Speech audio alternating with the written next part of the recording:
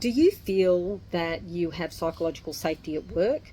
Now, psychological safety is a work environment or any environment that fosters authenticity. So it means that I can come to work and bring my whole self, my authentic self to work, that I can admit mistakes and that I can ask for support.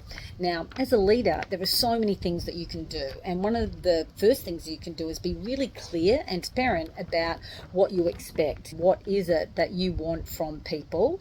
And then invite input into those ideas about your vision and your expectations. And then, make it easy for people to respond. And I'll just give you a little example of that. In meetings, often leaders say, I ask a question and I get crickets. And it's because we're not creating an environment that allows people to respond easily. So, for example, I would set up a meeting so people know and are very clear that you actually expect an answer from everyone. So I'm going to ask a number of questions about this project and whether or not we should proceed down scenario A. I'll give you a minute just to reflect on that, and then we're just going to go around the table.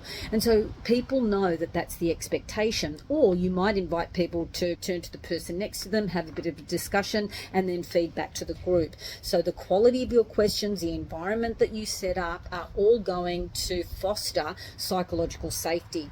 And you might be a leader, so that's really important for you to foster it. But if you're a colleague, it's just as important because you are part of the environment. So how do you foster psychological safety? Do you check in with people? Are you clear and open and transparent? Do you have hidden agendas? Do you judge people? And it really comes down to how self-aware you are and the impact that you have on others.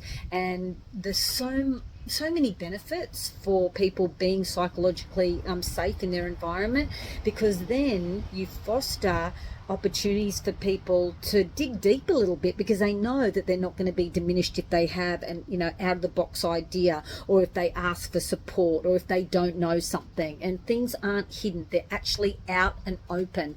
And when we have work environments like that, it just feels so much better.